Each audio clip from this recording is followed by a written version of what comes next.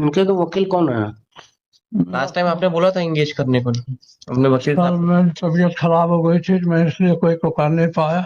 और मैंने 10 तारीख को जो जवाब पेश किया था, तो वहाँ पे एसओ साहब ने बोल दिया कि कोर्ट की परमिशन के बाद लगेगा ये, तो मेरे परमिशन दी जाए। हम्म।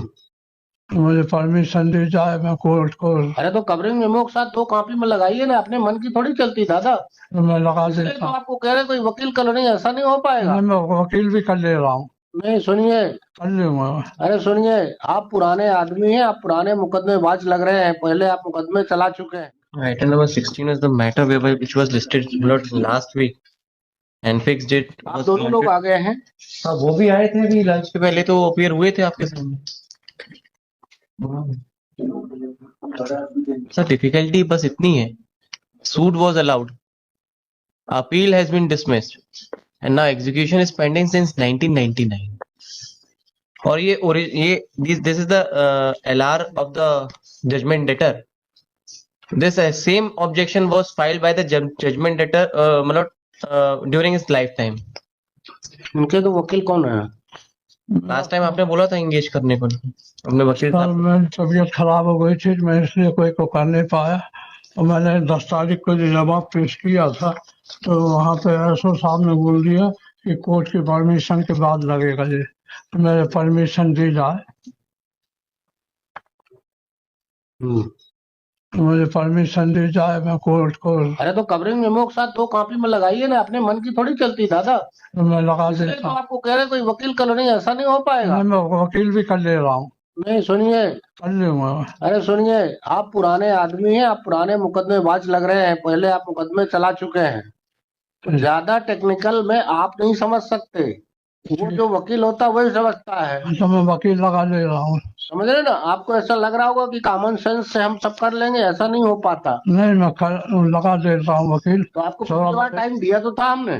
टाइम दिया था, आप तबीयत खराब हो गई थी इसलिए मैं नहीं आ पाया। Sir I am having strong objection to that. एक बार सर इनका कंडक्ट देख लीजिए और एक बार अपीलांट है। ये अपीलांट है सर, अपीलांट यहाँ पे है। What order has been challenge, एक बार वो देख लें sir. The order not is मतलब the order which has been challenge is not as at page number 9। This order has been passed in execution case. Execution case में order 21 rule 97 की आपत्ति लगाई थी सर। ये ओरिजिनल जजमेंट लेटर के LR इनके father जो है, ये already contested that particular civil suit. Appeal भी डिसमिस हो गई है, क्रॉस ऑब्जेक्शन भी डिसमिस हो गया है। अब आप क्रम से बताएं, थोड़ा आप मत उलझे। जी जी मैं बता, आप क्रम से बताएं। सर इन द क्या ईयर, हुआ था? हाँ मैं फैक्ट्स बता देता हूँ सर। इन द ईयर 1990, देना, फाइल देना।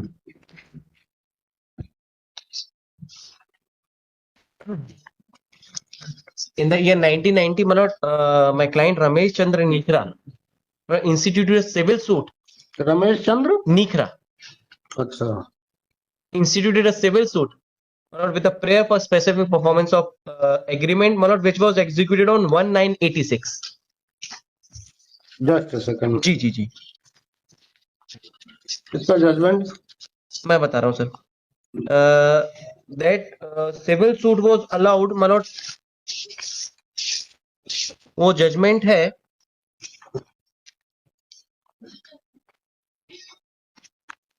डेटेड 26/9/94। 26/9/94 कहाँ से हुआ? find it at page number 19 of the appeal memo। 19 है। हाँ, civil suit number 12A/90 and it was decided in the year 1994।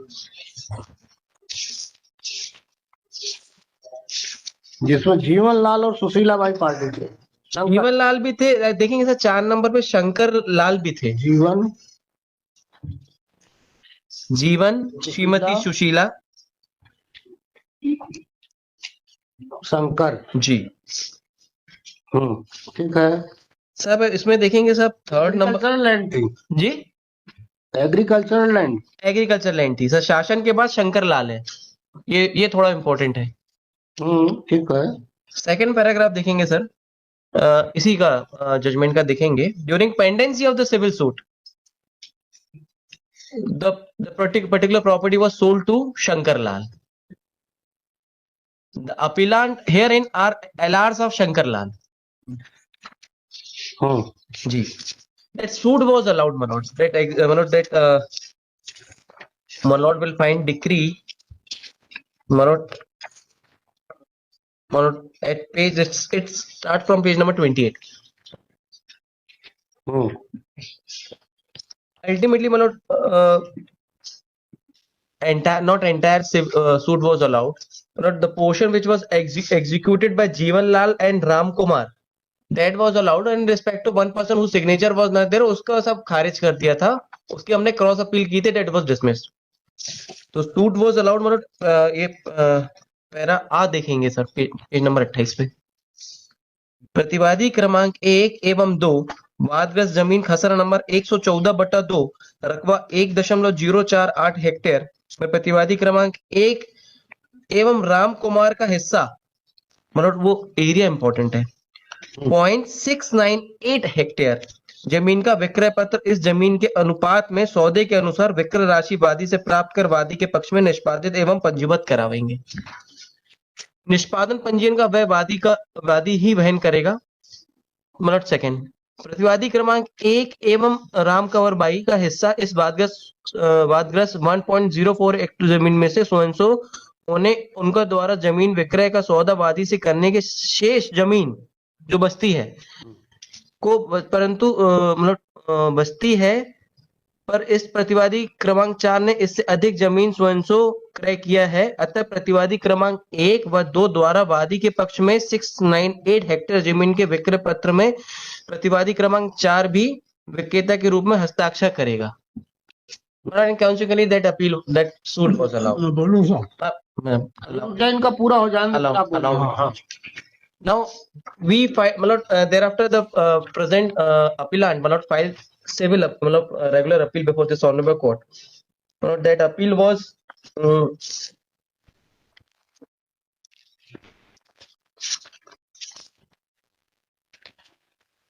Dismiss हो गई. वो अपील डिसमिस हो गई. मतलब इन दैट अपील, इनकी अपील वांट ऑफ प्रोसिक्यूशन में खारिज हुई थी. वी प्रेफर्ड क्रॉस ऑब्जेक्शन हमारा मेरिट पे खारिज हुआ है.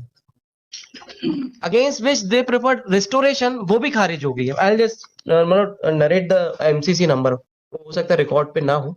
ठीक है, वो खारिज हो गई. जी, मतलब in the year 1999 we institute execution case. उसमें sir the father of the present present appellant made objection which was decided on 23/4/2008. मतलब what is the objection which has, इन्होंने क्या आपत्ति ली है वो एक बार देख लीजिए सर. मनोट में है perusal of the record. जी मेरे पास सही. जी जी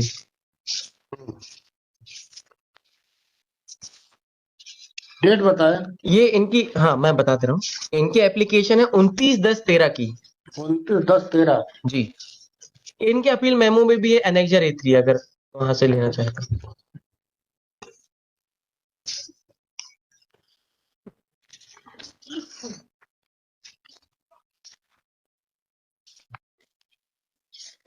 उनतीस 10/13.